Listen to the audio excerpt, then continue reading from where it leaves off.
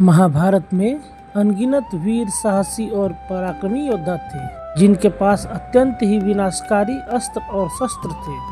आइए अब हम महाभारत काल में प्रयोग हुए 5 सबसे शक्तिशाली और विध्वंसकारी अस्त्रों के बारे में जानते हैं, जिसमें पहला अस्त्र है पाशुपतास्त्र।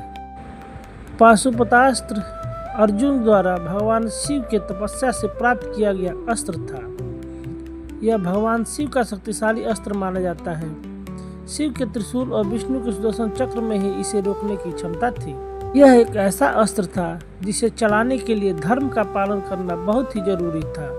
यह अस्त्र पल भर में संसार को तबाह कर सकता था। दूसरा अस्त्र है नारायणास्त्र, जिसके नाम से कांपता था पूरा ब्रह्मांड। भगवान विष्णु का शस्त्र था। कुरुक्षेत्र में अश्वत्थामा ने पांडवों की सेना पर इस अस्त्र का प्रयोग किया था, जिससे हजारों सैनिक एक बार में मारे गए थे। यह अस्त्र बहुत ही शक्तिशाली था। नारायणास्त्र का मुकाबला पूरे ब्रह्मांड में कोई नहीं कर सकता था, मतलब इससे टक्कर लेने वाला कोई नहीं था। इसे रोकने का बस एक ही तरीका था, वो था पूरी तरह से समर्पण कर देना। तीसरा अस्त्र था वाशावी, जो अमोघ शक्ति के नाम से प्रसिद्ध था। यह इंद्रदेव का एक शक्तिशाली अस्त्र था। यह अस्त्र अमोघ था और एक ही बार इसका प्रयोग किया जा सकता था। इंद्र ने कर्ण को यह अस्त्र दिया था।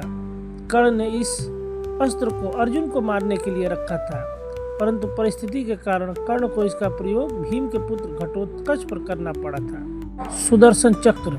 सुदर्शन चक्र पूरे कुरुक्षेत्र की रणभूमि में घूम घूम कर संहार कर रहा था। यह सुदर्शन चक्र भगवान विष्णु का प्रतीक माना जाता है, जो श्री कृष्ण के पास था।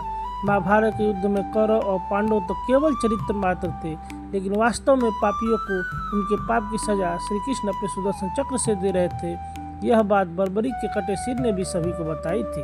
ब्रह्मास्त्र। ब्रह्मास्त्र एक शक्तिशाली अस्त्र था।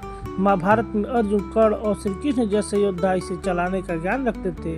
अश्वत्थामा ने इसका प्रयोग किया, जिससे गर्भ में पल रहे शिशुओं की भी मौत हो गई। उसे इसे वापस लेने का ज्ञान नहीं था। शास्त्रों के अनुसार इसके विनाश को रोकने के लिए दूसरा ब्रह्मास्त्र छोड़ना पड़ता था।